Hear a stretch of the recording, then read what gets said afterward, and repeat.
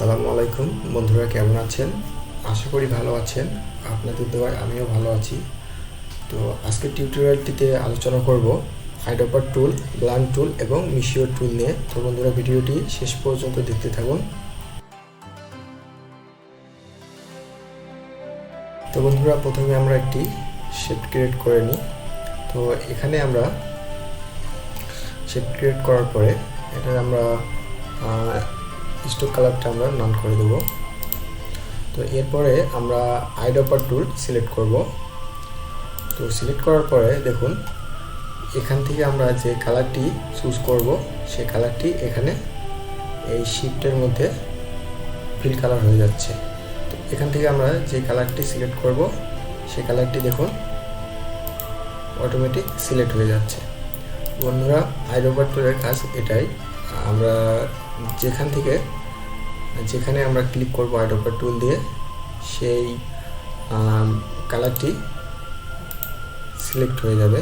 তো বন্ধুরা, আইডোপার টুল দিয়ে খুব সহজেই যে কোনো কালার সিলেক্ট করা যায় অবজেক্টে। তো বন্ধুরা, এরপরে আমরা দেখব, আমরা একটা শিফট ক্রিয়েট করে নিই। তো এরপরে দেখুন, আমরা মিশিও টুলের কাজটি আমরা এখানে সিলেক্ট করলাম। তো সিলেক্ট করার পরে দেখুন, এখানে ডাবল ক্লিক করার পরে আমরা এরকম একটি ডায়লগ বক্স পাবো। তো এখানে দেখুন,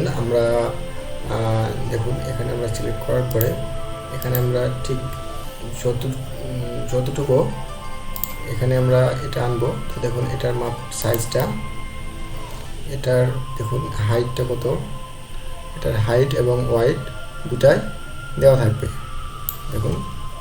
তো আমরা খুব সহজে এই মিশিও টুলটি দিয়ে আমাদের ব্যাকগ্রাউন্ডের অর্থাৎ একটা শেপের কীভাবে কত একটা হাইট এবং ওয়েট আছে সেটা আমরা খুব সহজেই নির্ণয় করতে পারবো। তো এই অনুযায়ী আমরা বিভিন্ন শেপ এবং ক্রিয়েট করতে পারবো মাপ অনুযায়ী। তো বন্ধুরা, মিশিও টুলের কাজটি এটাই। তো বন্ধুরা, এরপরে আমরা দেখব ব্লান্ড টুলের কাজ। ব্লান্ড টুলের শর্টকাট ডাব্লু।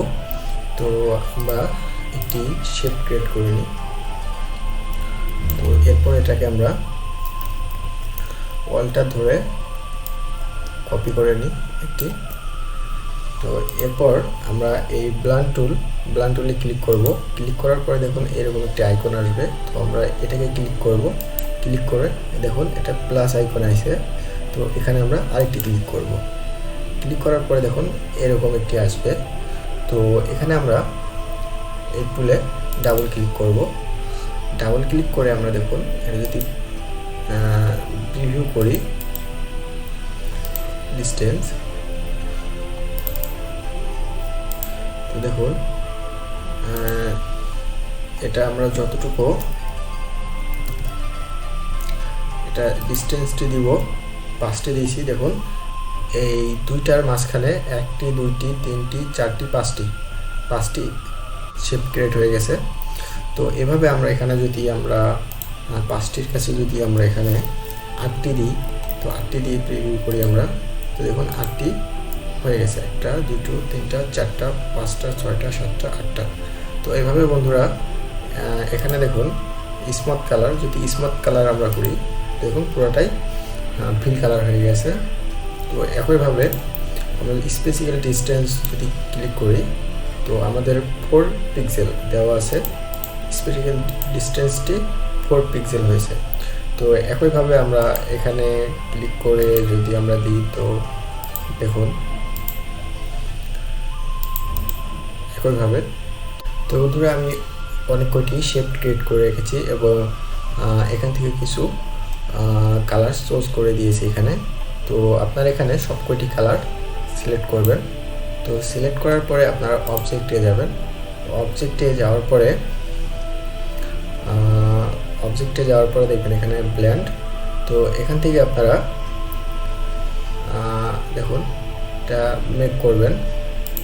তো মেক করার পরে দেখুন এখানে অনেক সুন্দর একটি কালার, দেখুন অনেক সুন্দর একটি কালার ক্রিয়েট হয়ে গেছে, গ্রেডিয়েন্ট ক্রিয়েট হয়ে গেছে।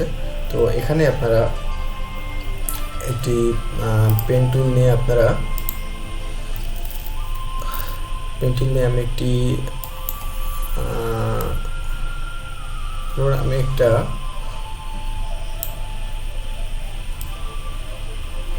একটা শেপ ক্রিয়েট করি। যেমন আমরা একটা শেপ ক্রিয়েট করি, তো এখানে আমি এটা ফিল কালারটাকে আমি নান করে দিলাম। তো করার পরে দেখুন বন্ধুরা, এই দুটাকে আমি সিলেক্ট করে দিব। তো সিলেক্ট করার পরে আমি অবজেক্টে যাব। অবজেক্টে যাওয়ার পরে তো একইভাবে আপনারা ব্লান্টে যাবেন। ব্লান্টে যাওয়ার পরে আপনারা রিপ্লেস শিপ। তো দেখুন এই শিপটিতে আমরা যে শেপ ক্রিয়েট করছি, এই শেপটিতে বসে গেছে সুন্দরভাবে। এরকম আপনারা যে কোনো শেপ ক্রিয়েট করে সেই শেপটার মধ্যে গার্ডিয়ান দিতে পারবেন। তো এটা এরপরে আমরা এখানে ব্লাইন্ড টুল ক্লিক করি। তো এরকম একটি ডায়লগ বক্স আসার পরে তো এখান থেকে আমরা এটাকে সফট করে দিতে পারি। তো এখানে দেখুন, আমরা যদি স্মুথ কালার যদি আমরা এটাকে করি, তো দেখুন এটাকে আমরা করি, সিলেক্ট করি। সিলেক্ট করার পরে দেখুন এরকম আসছে। তো আসার পরে আমরা এখানে ডাবল ক্লিক করলাম। তো এখানে 4 পিক্সেল স্পেসিক্যাল ডিস্টেন্স, তো আমরা স্মুথ করে দিই। এটা স্মুথ করার পরে আমরা প্রিভিউ করি। দেখুন সুন্দরভাবে এটা